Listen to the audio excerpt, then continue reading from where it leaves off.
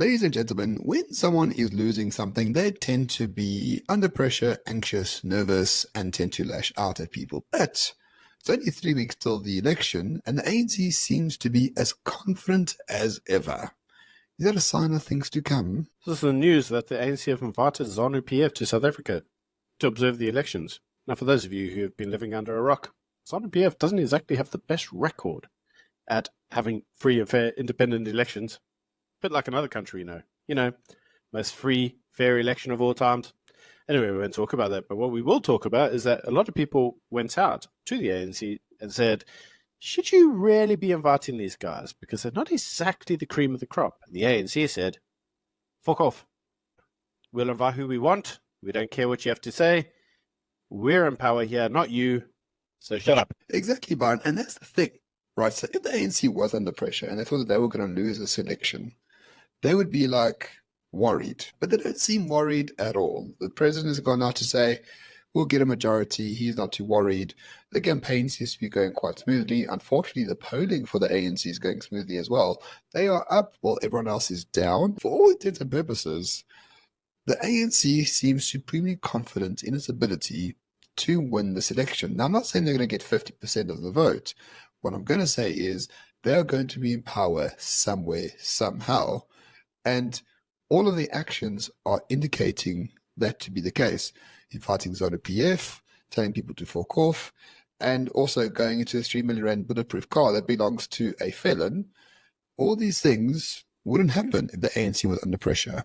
Are they arrogant, or do they know something that we don't? So the ANC have gone out on record and basically said that they feel they will get a majority in the country. And by majority, they said 75%, we're going to get 3/4 of the vote. Now, it's an election season. You have to say that.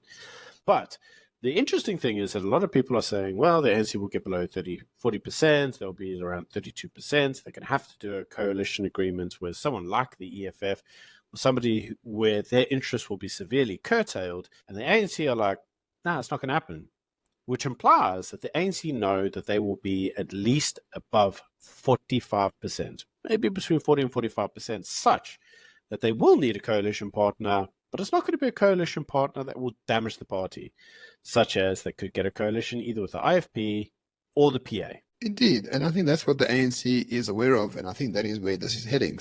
2 months ago, I was under the impression the ANC is going to be under 40%, MK is already eating them for lunch, and real panic has set in. But that seems to have passed. The campaign for the ANC seems to be going rather smoothly. They are increasing in the daily polling all the time. They're between 43 and 45% on any given day. This is much better for the ANC, but is it much better for the country? Some people are saying yes, some people are saying no. I don't really know, but the way the ANC is behaving indicates that they know, A, that they are in control, B, they have all the power, and C, they are not threatened at all by what is happening around this nation, which... yeah, unfortunately, the watershed is not going to be 2024 anymore, ladies and gentlemen. Despite what we thought 2-3 months ago, the evidence is just there that it's going to be the same old cat. ANC will be in power somehow after this election, and we're going to have 5 more years of, burning diesel at Eskom to keep the lights on, I suppose. Yeah, so, for those of you who have also noticed, if you're in the financial industry, one of the things you'll notice is that the all-share index is actually doing very well, and the rand against the dollar doing very well. There are some actual reasons why this may be the case. One of them is the soft jobs data in the US and the fact that we're keeping our interest rates relatively high, whilst the Western world is considering cutting their interest rates, which makes us as a currency more attractive. But you see, it's important to realize that portfolio managers at places like Old Mutual Investment Group, such as Jason Swart, has said in the past that a lot of investors are adopting a wait-and-see approach regarding the elections because a lot of them were worried that there could potentially have been an ANC-EFF coalition, which, as everybody would say, would be disastrous economically for the country and cause capital flight. But the reality is that investors appear to be more confident now. They appear to see that the ANC isn't going to lose as much power as they thought, and that actually there may still be a degree of policy certainty come the elections, with the ANC still firmly in the driver's seat. Which again gives credence to this idea that ANC might not be losing the control that everybody else thinks they are. And let's look at this in a more sort of positive light. Is it the worst thing in the world to have another ANC government for another 5 years. I don't think it is the worst case scenario. The worst case scenario to me was sort of the ANC FF together. Even then, I don't think it's that bad. But anyway, but what are we going to have for another 5 years? Another 5 years of retardistan. Cool.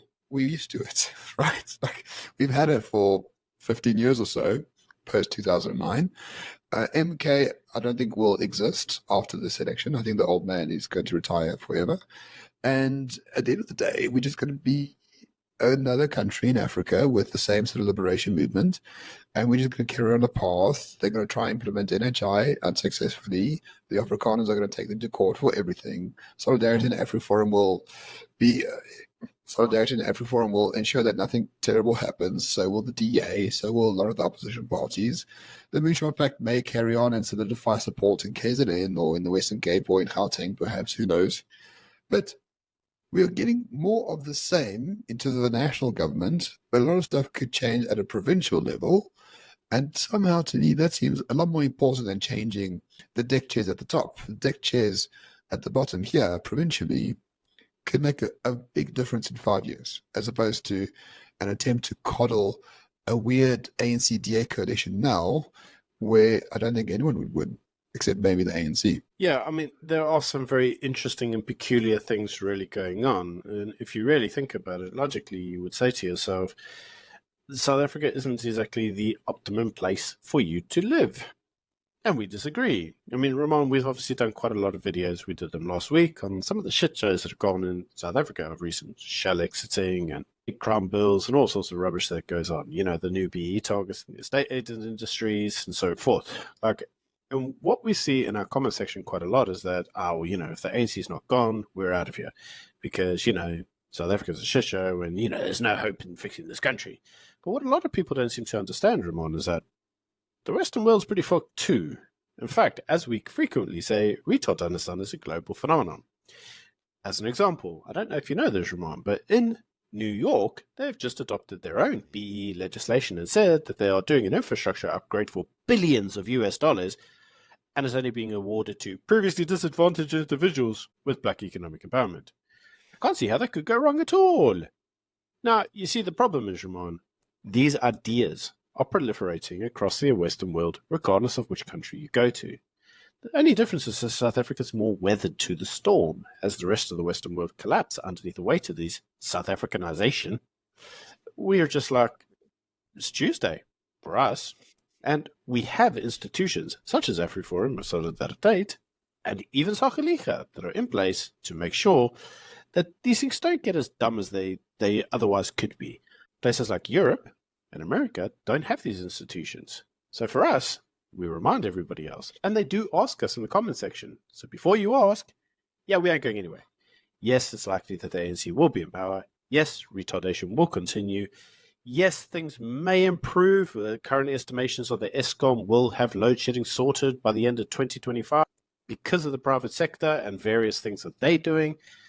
Yeah, but we ain't going anywhere. Because you see, the problem is, regardless of where you go, you're going to retardistan, regardless of which country that may be. Basically, the rest of the world is where we were 15 years ago as a country, so we are used to this sort of nonsense. Much easier to stay here than try to restart in another retarded country around the world. So